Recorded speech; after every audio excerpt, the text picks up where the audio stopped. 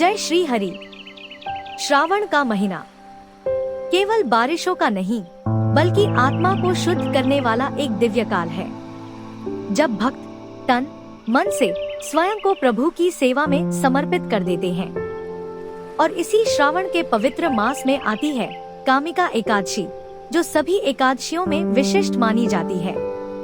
यह वो दिन है जब भगवान विष्णु की पूजा से न केवल मनुष्य के समस्त पाप नष्ट होते हैं, बल्कि शिव आराधना से विशेष पुण्य भी प्राप्त होता है। इस दिन व्रत करने से जन्म जन्मांतर के बंधन टूट जाते हैं और जीव मोक्ष की ओर अग्रसर होता है। कामिका एकादशी का वर्णन स्कंद पुराण, ब्रह्मवैवर्त पुराण और पद्म पुराण में अत्यंत श्रद्धा से किया गया है। कहते हैं, कामिका एकादशी की महिमा का वर्णन स्वयं भगवान श्री कृष्ण ने धर्मराज युधिष्ठिर से किया था, जब उन्होंने मोक्ष और पुण्य का मार्ग जानने की विनम्र प्रार्थना की थी। विशेष बात यह है कि यह एकादशी स्वयं भगवान शिव को भी प्रिय है। जो भक्त सावन में शिव का जल अभिषेक करता है और कामिका एकादशी का व्रत करता है, उसे दोनों लोकों में सौभाग्य की प्राप्ति होती है। इस दिन गंगाजल में स्नान और तुलसी के साथ भगवान विष्णु की पूजा करने से भगवान स्वयं भक्तों पर कृपा करते हैं। आज की इस वीडियो में हम जानेंगे कामिका एकादशी का संपूर्ण महत्व, विधि विधान, पूजन पद्धति और वो दिव्य पौराणिक कथा जिसे सुनकर पुण्य तो मिलता ही है, साथ ही जीवन में एक नई आध्यात्मिक ऊर्जा का संचार भी होता है। तो चलिए आरंभ करते हैं कामिका एकादशी की यह महिमा से परिपूर्ण यात्रा वीडी भक्ति आराधना के साथ, जहां है भक्ति, श्रद्धा और ईश्वर कृपा की अनुभूति। वीडियो को अंत तक जरूर देखें और अगर आप नए हैं तो चैनल को जरूर सब्सक्राइब करें, ताकि हर पर्व और व्रत की दिव्यता आप तक सबसे पहले पहुंचे। हरि ओम तत्सत। जय श्री हरि। हर हर महादेव। एक बार की बात है, धर्मराज युधिष्ठिर ने पूछा, हे माधव, कृपा करके बताइए, श्रावण मास की कृष्ण पक्ष एकादशी का क्या नाम है और उसकी क्या महिमा है। युधिष्ठिर ने कहा, हे प्रभु, मैंने आषाढ़ माह के शुक्ल पक्ष की देवशयनी एकादशी का सविस्तार वर्णन सुना। अब आप मुझे श्रावण माह के कृष्ण पक्ष की एकादशी की कथा सुनाने की कृपा करें। इस एकादशी का नाम क्या है? इसकी विधि क्या है? इसमें किस देवता का पूजन होता है? इसका उपवास करने से मनुष्य को किस फल की प्राप्ति होती है? भगवान श्री कृष्ण ने उत्तर दिया, यह कामिका एकादशी कहलाती है, जो पापों को नष्ट करने वाली, पुण्य फल प्रदान करने वाली और भक्तों को मोक्ष देने वाली है। जो मनुष्य इस दिन व्रत करता है, वह समस्त तीर्थों का फल प्राप्त करता है। भगवान श्री कृष्ण बोले, हे धर्मराज युधिष्ठिर, मैं श्रावण माह की पवित्र एकादशी की कथा सुनाता हूँ, ध्यान पूर्वक श्रवण करो। प्राचीन काल में एक बार भीष्म पितामह ने समस्त जनों के कल्याण हेतु नारद मुनि को कामिका एकादशी की पुण्य कथा सुनाई। नारद जी बोले, हे पितामह, आज मेरी श्रावण मास के कृष्ण पक्ष की एकादशी की कथा सुनने की इच्छा है, अतः आप इस एकादशी की व्रत कथा का विधान सहित वर्णन कीजिए। नारद जी की इच्छा को सुन पितामह भीष्म ने कहा, आपने बहुत ही सुंदर प्रस्ताव किया है, अब आप बहुत ध्यानपूर्वक इसे श्रवण कीजिए। श्रावण माह के कृष्ण पक्ष की एकादशी का नाम कामिका है। एक समय की बात है, एक गांव में एक क्षत्रिय रहता था। वह बहुत अभिमानी था और बहुत जल्द क्रोधित हो जाता था। उसी गांव में एक ब्राह्मण भी निवास करता था, जो शांत, धर्मनिष्ठ और भगवत भक्ति में लीन रहने वाला था। एक दिन किसी बात पर उस क्षत्रिय का ब्राह्मण से विवाद हो गया।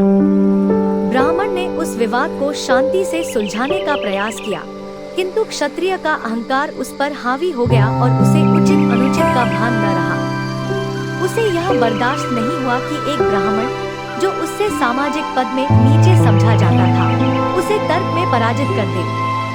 क्षत्रिय को लगा कि ब्राह्मण ने उसकी प्रतिष्ठा को चोट पहुंचाई है। ब्राह्मण शांत था और धर्मशास्त्र जानता था, जिससे क्षत्रिय खुद को छोटा महसूस करने लगा। क्षत्रिय स्वभाव से गुस्सैल था और बात बात में हिंसा पर उतर आता था।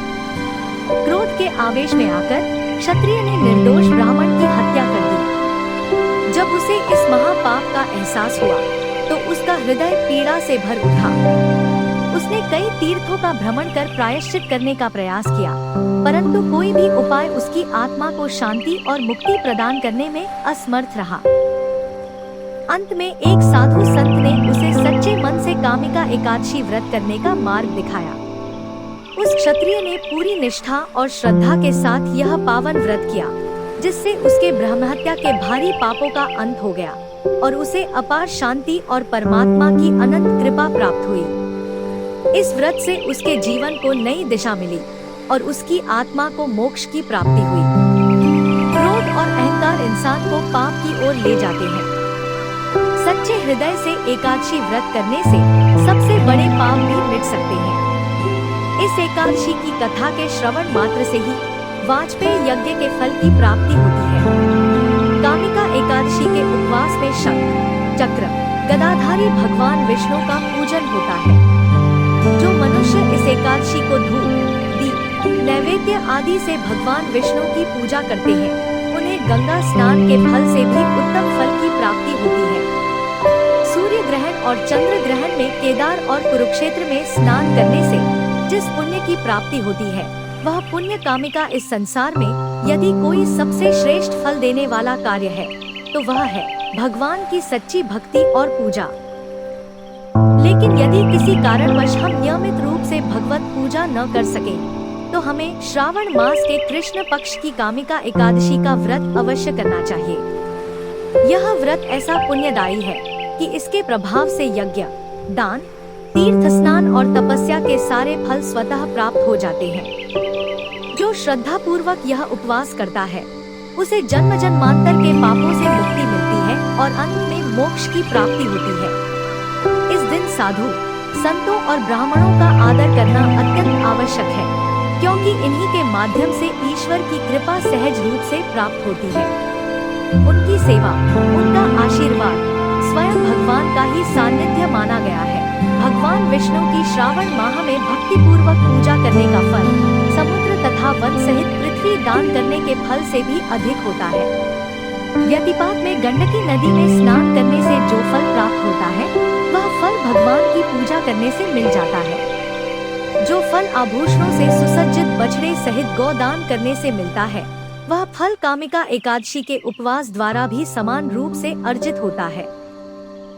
जो उत्तम द्विज श्रावण माह के कृष्ण पक्ष की कामिका एकादशी का उपवास करते हैं तथा भगवान विष्णु का पूजन करते हैं, उनसे सभी देव, नाग, किन्नर, पितर आदि की पूजा हो जाती है। इसीलिए पाप से भयभीत होने वाले व्यक्तियों को विधि विधान सहित इस उपवास को करना चाहिए। संसार सागर तथा पापों में फंसे हुए मनुष्यों को इनसे मुक्ति के लिए कामिका एकादशी का व्रत करना चाहिए।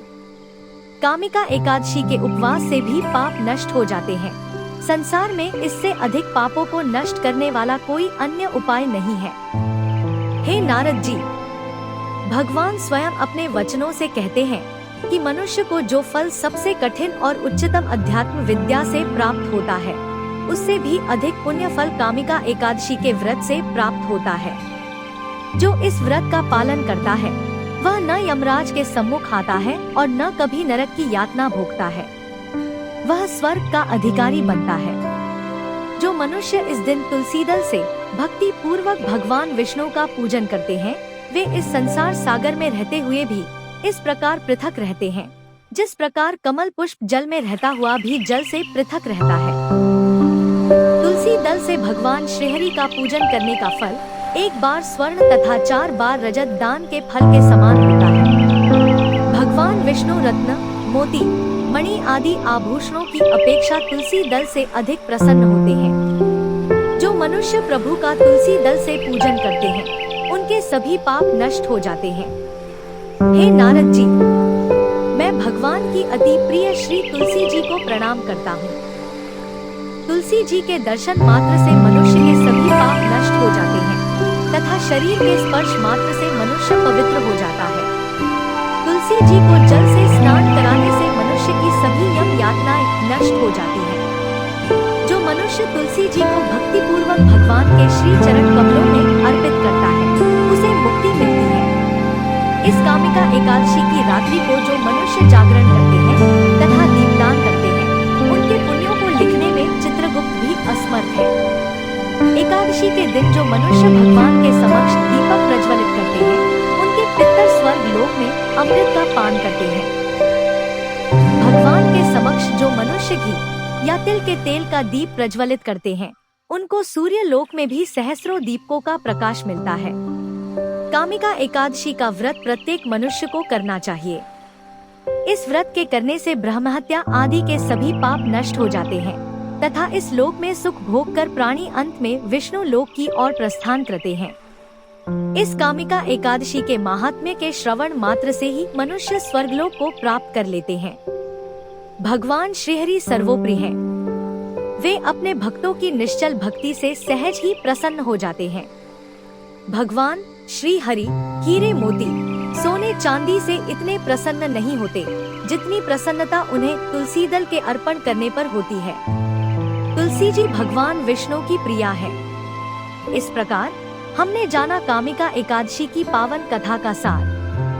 अब हम विस्तार से समझेंगे कि इस पवित्र व्रत को विधि विधान के अनुसार पूर्ण श्रद्धा एवं निष्ठा के साथ कैसे संपन्न किया जाता है।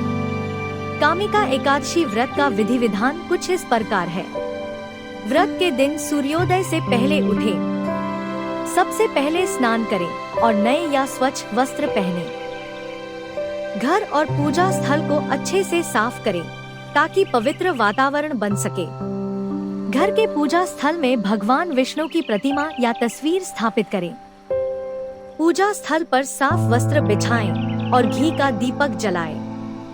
फल, पुष्प, धूप, अगरबत्ती आदि अर्पित करने के लिए तैयार रखें। इस व्रत को आरंभ करने से पूर्व श्रद्धा पूर्वक संकल्प करना अनिवार्य होता है, जिसका विधिवत उच्चारण इस प्रकार किया जाता है।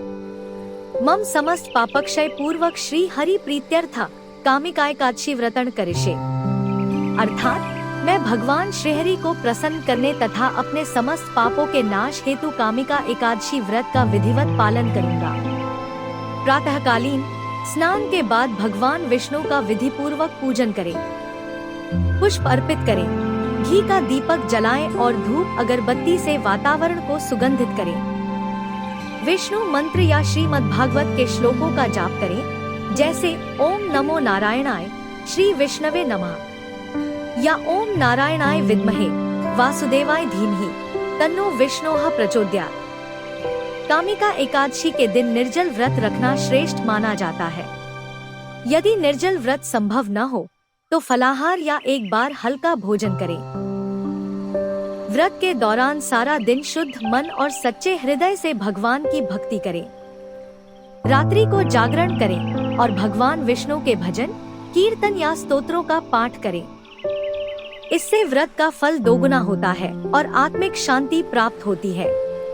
व्रत समाप्ति पर ब्राह्मणों, गरीबों और जरूरतमंदों को दान देना अत्यंत फलदायक होता है। दान में वस्त्र, अन्न या फल देने से विशेष पुण्य मिलता है। अगले दिन एकादशी की विधि पूर्वक समाप्ति के बाद दान, पुण्य और प्रसाद वितरण के साथ व्रत पूर्ण करें। इस प्रकार किया गया व्रत ब्रह्महत्या के पापों को नष्ट करता है और मोक्ष की प्राप्ति का मार्ग प्रशस्त करता है। कामिका एकादशी व्रत केवल एक उपवास नहीं, बल्कि एक आत्मशुद्धि का पर्व, एक भगवत स्मरण का अवसर है। जो श्रद्धा से इसका पालन करता है, उसे जीवन में शांति, पुण्य और अंत में मोक्ष की प्राप्ति होती है। अगर आपको यह कथा और जानकारी भावपूर्ण लगी हो, तो कृपया इस वीडियो को लाइक करें, अपने प्रियजनों के साथ साझा करें और हमारे चैनल को सब्सक्राइब करना ना भूलें।